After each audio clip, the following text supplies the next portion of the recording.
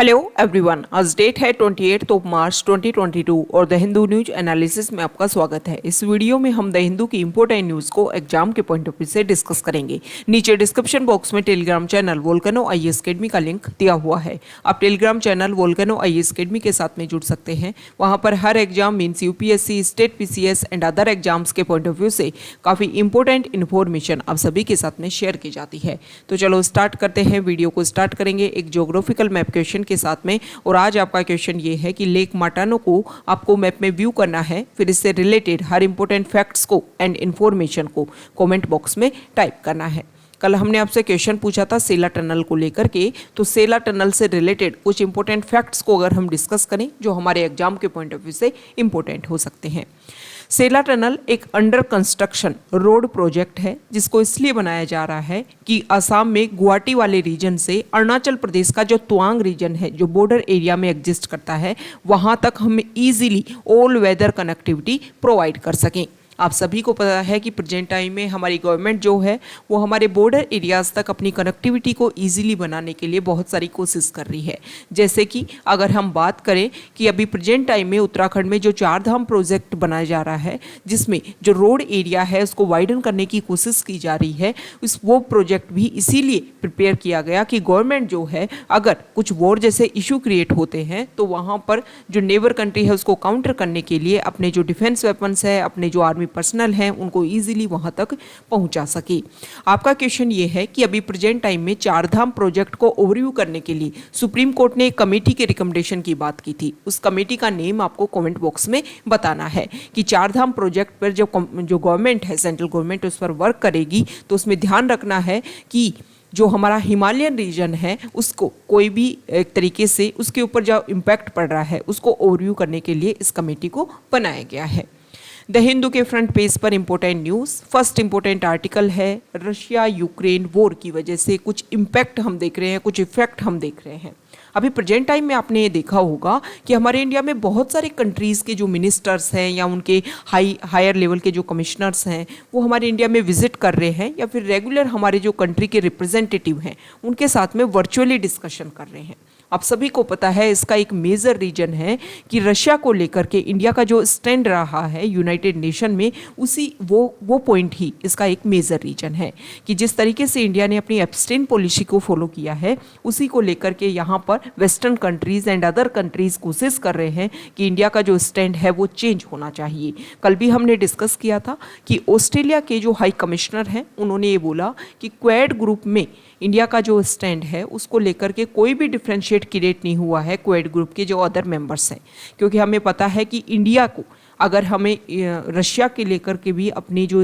Views हैं उनको अगर क्लियरली बाहर रखना है या फिर जो भी अपने व्यूज़ हैं, जो भी अपने आइडियाज़ हैं उनको इम्प्लीमेंट करना है, उसके साथ में इंडिया को अपने रीजनल एरिया में जो अदर कंट्रीज़ हैं उनके साथ में अपने रिलेशंस को भी मेंटेन करना है। और आप प्रेजेंट टाइम में देख रहे होगी कि रशिया और चाइना के जो रिलेशन है वो काफ़ी कनेक्टिंग नेचर में सामने आ रहे हैं। इसी की वजह से इंडिया को लगता है कि अगर रशिया के खिलाफ में हमने यहाँ पर पॉलिसी में एक तरीके से वोटिंग करने का एक आइडिया दिया या वोटिंग हमने की तो इसकी वजह से हमें हमारे रीजनल एरिया में कुछ इश्यूज देखने को मिल सकते हैं। अब यहाँ पर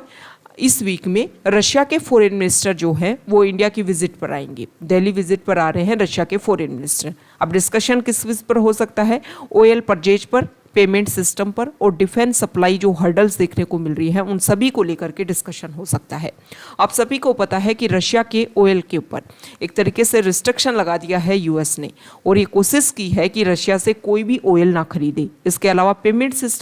सिस्टम आप सभी को पता है कि पूरे वर्ल्ड में जो बैंक्स हैं वो आपस में कनेक्टेड हैं। एक सिस्टम होता है स्विफ्ट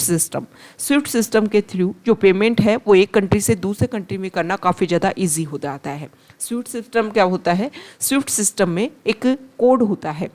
जैसे कि जब भी हम किसी एक बैंक से दूसरे बैंक में इंडिया में ही मनी ट्रांसफ़र करते हैं तो हमें एक बैंक का एक आईएफएससी कोड जो है वो डालना पड़ता है, इनपुट करना पड़ता है। उसके बेसिस पर वो आईएफएससी कोड क्या होता है, उस रिलेटेड बैंक का जो ब्रांच है उससे रिलेटेड इन्फॉर्मेशन होती है उस आईएफएससी कोड में। अब ये जो स्विफ्ट सिस्टम होता है वो भी इसी तरीके का एक प्रोसीजर होता है, बस उसमें कंट्री में ना हो करके इंटरनेशनल लेवल पर जो बैंक्स हैं वो कनेक्टेड होते हैं, और वो उस ब्रांच का एक स्पेसिफिक कोड होता है। जब उसको इनपुट किया जाता है तो पेमेंट सिस्टम बहुत ही ईजिली हो जाता है। तो यहाँ पर रशिया के जो भी बैंक्स हैं जो स्विफ्ट सिस्टम से जुड़े हुए थे, उन सभी के ऊपर यहाँ पर कुछ रिस्ट्रिक्शंस लगा दिए गए, जिसकी वजह से रशिया में अगर कोई रशिया से कुछ एक्सपोर्ट इंपोर्ट करना चाहता है तो वहाँ पर परचेज करना, उनको पेमेंट करना काफ़ी ज़्यादा मुश्किल हो गया। और ये स्विफ्ट सिस्टम पर इसीलिए रिस्ट्रिक्शंस लगाए गए कि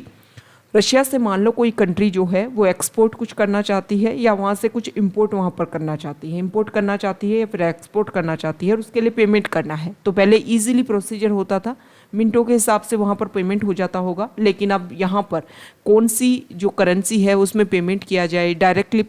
मनी जो है वो ट्रांसफ़र नहीं हो रहा है, कौन सी करेंसी उस कंट्री के पास में वो करेंसी अवेलेबल है या नहीं है, इस तरीके से काफ़ी ज़्यादा हर्डल्स क्रिएट हो गई। अब ये चीज़ें जो क्या करती हैं कि किसी भी कंट्री के साथ में जो ट्रेड है उसको एक डेफिसिट में ले आती है, उसको डिक्रीज करने में रोल प्ले करती हैं। और वेस्टर्न कंट्रीज, यूएस और जो ईयू है, यूरोपियन कंट्रीज़ हैं, वो इसलिए कोशिश कर रही है कि इन्हीं के बेसिस पर जो रशिया है वो डिस्कशन के मोड पर आएगा, और यूक्रेन के ऊपर जो उन्होंने वॉर किया है, जो अटैक किया है, वो उसको ख़त्म करके यहाँ पर नेगोशिएशंस के लिए वो सामने आएगा।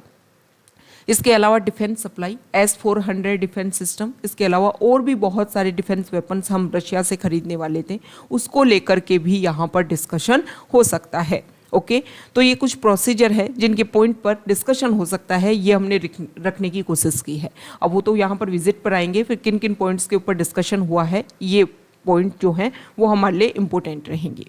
नेक्स्ट इम्पोर्टेंट आर्टिकल, हमारा नेबर कंट्री पाकिस्तान, वहाँ पर जो प्रेजेंट टाइम में जो गवर्नमेंट है, तहरीक ए इंसाफ पार्टी से बिलोंग करते हैं इमरान खान, और उनकी यहाँ पर पार्टी जो अदर पार्टीज़ के साथ में सपोर्ट के साथ में यहाँ पर उन्होंने गवर्नमेंट बना रखी थी, उनके खिलाफ में नो ट्रस्ट वोट लाने की कोशिश की जा रही है। अपोजिशन जो मेंबर्स हैं वो उनके खिलाफ में हैं, तो इसको लेकर के इमरान ने एक बड़ी पार्टी को वहाँ पर, एक बहुत बड़ी पार्टी, बहुत बड़ी संख्या में जो उनके सपोर्टर्स हैं वो इकट्ठे हुए, और उसको उन्होंने वहाँ पर एक तरीके से स्पीच दिया और ये बोला कि वाइट कॉलर करप्शन जो है डेवलपिंग कंट्रीज़ में एक मेजर इशू है, वाइट कॉलर करप्शन, तो उसी को हम रेगुलर टारगेट करते रहेंगे। हम अपोजिशन पार्टीज़ के साथ में कोई डील नहीं करेंगे कि हमारी जो रेगुलर जो सरकार है वो बनी रह सकी। नेक्स्ट इंपॉर्टेंट आर्टिकल है, यहाँ पर कुछ ट्रेड यूनियन जो हैं उन्होंने 48 आवर के लिए भारत बंद का ऐलान किया है। इसमें टेलीकॉम, बैंकिंग सेक्टर जो लोग हैं ट्रेड यूनियन के, वो भी इसमें ज्वाइन करेंगे। इसमें बताया गया है कि ट्रेड यूनियन में coal, steel, oil, telecom, banking, insurance sector, ये सभी 2 दिन के स्ट्राइक पर रहेंगे। इनके बेसिस पर इन्होंने अपने पॉइंट्स से रखे हैं कि अगर हम प्रेजेंट टाइम में बात करें तो हर चीज़ की जो एक तरीके से आप बात करो कि एवरी प्रोडक्ट जो जनरल एसेंशियल है, ज़रूरत है आपकी लाइफ के लिए, उन सभी के प्राइजेस हाइक होते जा रहे हैं, तो उनके लिए यहाँ पर एक तरीके से विरोध किया जा रहा है, अपोज किया जा रहा है। नितिन गडकरी,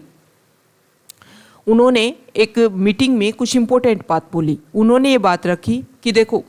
किसी भी कंट्री की गवर्नमेंट, डेमोक्रेसी है, तो वहाँ पर जो अपोजिशन पार्टी है वो काफ़ी ज़्यादा स्ट्रॉन्ग होना चाहिए। स्ट्रॉन्ग अगर अपोजिशन होता है तो गवर्नमेंट जो है वो काफ़ी सधे हुए रोल में अपना रोल प्ले करती है। इसके अलावा उनसे जब ये क्वेश्चन पूछा गया कि आप जो हैं वो प्राइम मिनिस्टर की दौड़ में हैं, तो उन्होंने बोला कि वो प्राइम मिनिस्टर की कोई भी, मतलब एक जनरल अवेयरनेस की बात की गई, लेकिन सीधी सी बात ये है कि उन्होंने अपोजिशन पार्टी जो एक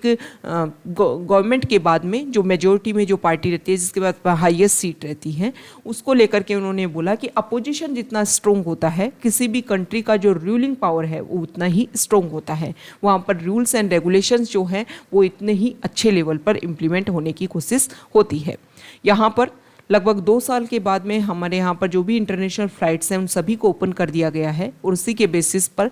5 लाख फॉरेन टूरिस्ट को फ्री वीज़ा देने की कोशिश की जा रही है, ताकि टूरिज्म सेक्टर को इंक्रीज़ किया जा सके। यहाँ पर बात की गई है रबर प्लांटेशन की, तो इसमें बोला गया है कि केरला जो स्टेट है वहाँ पर काफ़ी ज़्यादा रबर की जो प्लांटिंग है, सैपलिंग जो हैं उनको बढ़ाया जा रहा है, और फिर ट्रेन के थ्रू इनको 51 लाख सैपलिंग्स को 7 स्टेट्स में इनको सेंड किया जाएगा। आपका क्वेश्चन ये है कि रबर जो है वो किस तरीके की क्रॉप है, उससे रिलेटेड आपको बेसिक फैक्ट्स लिखने हैं कमेंट बॉक्स में। नेक्स्ट इंपॉर्टेंट आर्टिकल है एडिटोरियल पेज पर। यहाँ पर जो फर्स्ट आर्टिकल है वो अभी आपने देखा होगा कि चाइना के मिनिस्टर जो हैं वो इंडिया की विजिट पर थे। ओके, अब यहाँ पर किन पॉइंट्स को लेकर के डिस्कशन हुआ, कौन कौन सी बातें यहाँ पर रखी गई दोनों कंट्री के द्वारा, क्योंकि चाइना के जो मिनिस्टर हैं उन्होंने हमारे इंडिया के जो नेशनल सिक्योरिटी एडवाइजर है अजीत डोवाल उनके साथ में डिस्कशन किया, हमारे एक्सटर्नल अफेयर्स मिनिस्टर हैं उनके साथ में डिस्कशन किया। और आप सभी को पता है कि इंडिया और चाइना के बॉर्डर एरियाज़ में काफ़ी ज़्यादा इश्यूज हैं। तो कौन कौन से पॉइंट्स को लेकर के डिस्कशन हुआ, इसको लेकर के कोई भी जो आउटलाइन है या फिर उनका क्या डिस्कशन रहा, क्या एग्रीमेंट साइन हुई, इनको लेकर के कुछ भी आउट सामने नहीं आ पाया। ओके, अब यहाँ पर ये बताया गया है कि देखो इंडिया और चाइना के जो रिलेशन है वो काफ़ी लंबे टाइम से कन्फ्लिक्टेड जोन में चल रहे हैं, काफ़ी ज़्यादा इश्यूज है। ओके, इसके अलावा चाइना कोशिश कर रहा है कि अदर कंट्रीज़ के साथ में, जैसे इंडिया की विजिट के बाद में वो नेपाल की विजिट पर गए हैं और वहाँ पर उन्होंने जो भी डिस्कशन किया है उनमें एग्रीमेंट जो हैं वो सामने रखे गए हैं कि इन प्रोजेक्ट के लिए चाइना जो है वो नेपाल कंट्री को सपोर्ट करेगा। ओके, अब यहाँ पर बताया गया है कि अभी ब्रिक्स को इस साल जो है वो चाइना होस्ट करने वाला है। इसके अलावा अगर हम बात करें तो एचसीओ ऑर्गेनाइजेशन और भी जो अदर ऑर्गेनाइजेशन हैं जिसमें मीटिंग होने वाली है, तो वहाँ पर भी चाइना और इंडिया जो है वो अपने रिलेशन को मेंटेन करने के लिए काम किए जा सकते हैं। यहाँ पर जो आर्टिकल है इसमें बताया गया है कि देखो अगर हम बात करें कोविड के टाइम की या फिर पहले के टाइम की, तो कंपैरिजन किया गया है कि कोविड के टाइम में जो पॉवर्टी है वो भी बढ़ी है, लेकिन इनकम इनइक्वलिटी जो थी, इनकम इनइक्वलिटी मतलब एक जो हायर लेवल पर जो इनकम थी और जो लोअर लेवल पर इनकम थी, उनका अगर हम कंपैरिजन करें तो उनके बीच में काफ़ी वास्ट एरिया दिखाई देता था। तो वो जो है इनकम इनइक्वलिटी जो है वो भी कम हुई है और पॉवर्टी जो है, हालांकि पॉवर्टी जो है वो रोज़ हुई है, बढ़ी है। अब यहाँ पर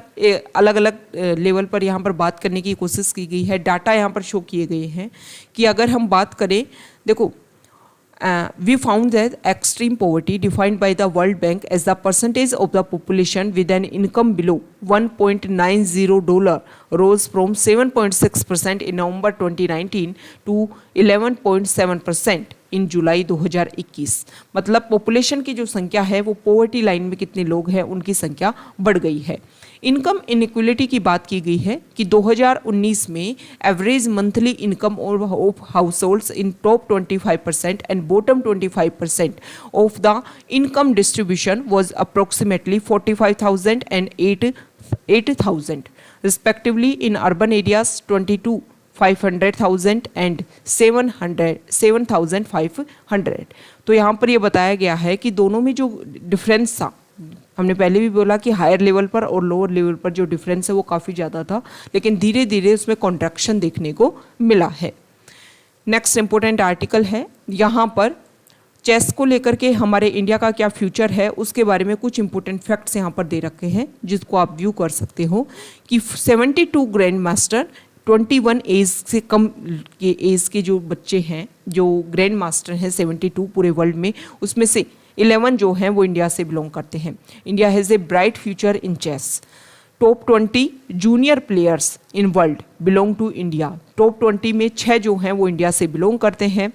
grand master Arjun Erigaisi from Telangana is also likely to quickly cross the coveted 2,700 ELO rating mark, traditionally termed the Super Grandmaster mark. It is recognition of this fact that has led to India being chosen to host the 44th International Chess Olympiad in Chennai in July-August this year. 44th number का जो chess olympiad है वो India organise करेगा इस साल की जुलाई अगस्त में। और ये कुछ डाटा है जो हमें शो करता है कि इंडिया में जो चेस का फ्यूचर है वो काफ़ी ज़्यादा ब्राइट दिखाई दे रहा है। ये जो पर्सन है इनको आप अच्छे से जानते होंगे, ओके, तो इनका नेम आपको कमेंट बॉक्स में बताना है कि ये कौन है।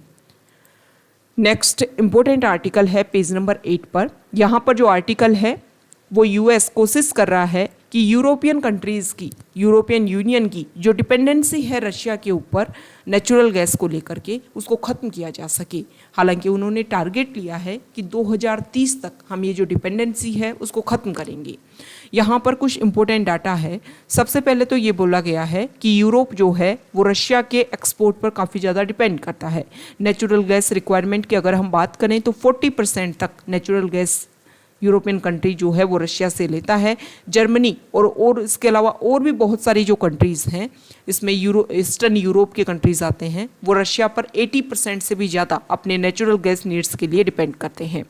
अब यहाँ पर कंपैरिजन किया गया है कि जो रशिया है वो इसमें किस तरीके से कोशिश करेगा।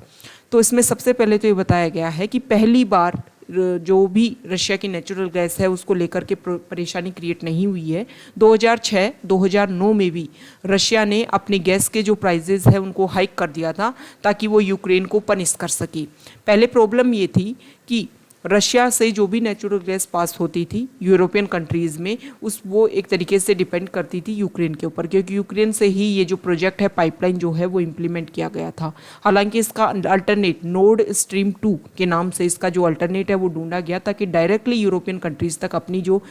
कनेक्टिविटी है वो ईजिली बनाई जा सके। अब यहाँ पर यूएस जो है वो कोशिश कर रहा है कि यूरोपियन कंट्रीज़ को अवेलेबिलिटी करवाए, लेकिन यहाँ पर ये बोला गया है कि अभी प्रेजेंट टाइम में जितना जो भी ट्रेड उनके बीच में हो रहा है उसके बेसिस पर ये लगता है कि अचानक से रशिया के ऊपर जो उनकी डिपेंडेंसी वो ख़त्म नहीं की जा सकती। हालांकि एक टारगेट के बाद में जैसे 2030 का टारगेट लिया है तो तब तक जाकर के रशिया की डिपेंडेंसी ख़त्म की जा सकती है, जिसकी वजह से जो यूरोपियन कंट्रीज़ और रशिया को एक तरीके से यहाँ पर